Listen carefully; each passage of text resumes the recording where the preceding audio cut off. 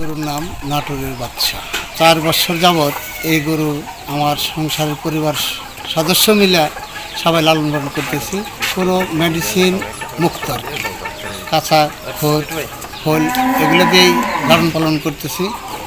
এই গরুর মূল্য আনুমানিক 12 লক্ষ টাকা দাম। পরবর্তী সময় দামাদামি করা যাবে। এই গরুর ওজন আনুমানিক 25 মণ পার। এই ঈদে জামা জুতো অ্যাক্সেসরিজের ডিসকাউন্ট।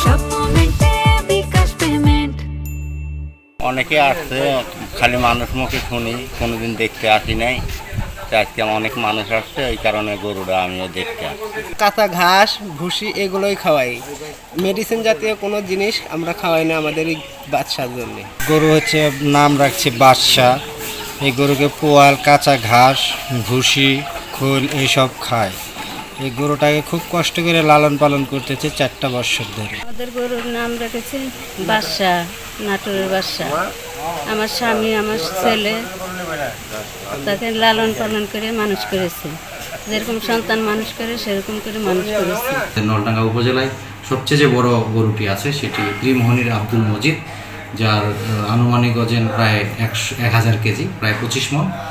এবং গরুটি সে সম্পূর্ণ প্রাকৃতিক উপায়ে ঘরে তৈরি খাবার দিয়ে, গম ভাঙা, ভুট্টা ভাঙা, ডাল ভাঙা এই মিশ্রণ খাবার দিয়ে এবং নিয়মিত কৃমিনাশক করে এবং কোরবানির আগেই সে লাম্পি, যে বর্তমান সংক্রামক লাম্পি রোগের টিকাও নিয়েছেন।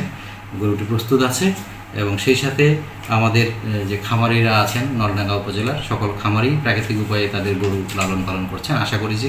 এবং আমাদের গত বছরে যদি আমরা চিন্তা করি, আমাদের নলডাঙ্গায় কোরবানির গরু ছাগলের চাহিদা হচ্ছে 32,583টি। সেই তুলনায় আমাদের এই বছর 25,642টি প্রাণী উদ্বৃত্ত থাকবে। তো আশা করি আমাদের গত 7 বছরে যে আমরা দেশীয় গরু ছাগল দিয়ে আমাদের কোরবানির চাহিদা মেটাতে সক্ষম হচ্ছে, এবারও সারা দেশে আমাদের উদ্বৃত্ত থাকবে। সেই সাথে নলডাঙ্গায় আমাদের উদ্বৃত্ত সংখ্যাটা অনেক বেশি। তো সকলের আশা করি যে আমরা আমাদের দেশি গরু ছাগল দিয়ে আমাদের ঈদের চাহিদা পূরণ করতে